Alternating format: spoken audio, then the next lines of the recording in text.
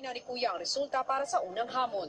Ang nanalo sa unang bahagi ng face-off para sa ika-4 na Lucky Sun with a score of 11 coins to 9. Congratulations, Yo.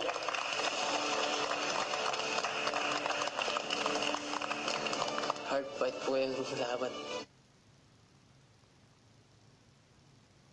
Manalo, and then para sa pamilya po kuya, sa mga kapatid ko and sa nanay ko po.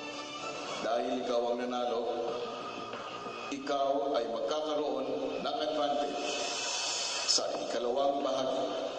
May pangalawa pa pong bahagi. Kahit na may advantage na naman po ulit si yung kuya, lalaban at lalaban pa rin po ako kuya kasi alam kong may pinaglalaban pa and it's a cause worth fighting for kuya. Makakabalik na kayo sa bahay.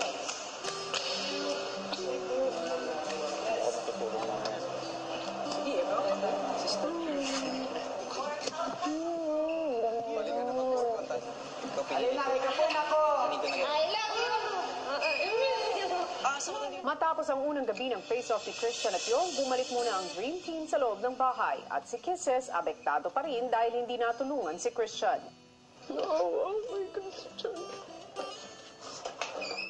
Meron pang second na bahagi is ito yon kumpara sa kanya talaga yon kasi yung kapalaran na masasabi.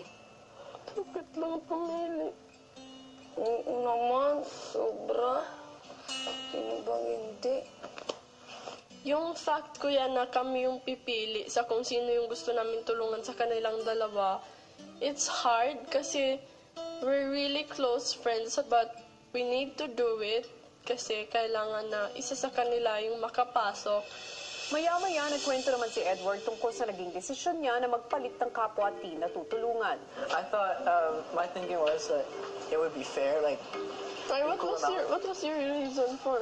my original choice was Young, I know. but because I saw that there were 3 on Christian and 4 on Young, I went to Christian to make it even. That was one of my worst nightmares, kuya. Choosing between teen housemates, I thought the best I could do to help both Christian and Young, not just one of them, was to make it an even playing field. In that case, I was happy that I got to help Christian. But you know that's a good choice. I didn't know that. Just to be fair so that you're not favoring anyone. Kapag kailangan na yung, no? Kung gusto niya makapasok talaga, Yun no? tayo. Last niya na yun. Pero magaling talaga si Christian sa Sobra. Parating number 1 yun. Galing na, no? Kasi athletic siya tayo Parang sanay siya na Gumalaw. tapos hindi siya madaling mapagod. Susunod! Kung sino ang makakakuha ng mas mataas na puntos.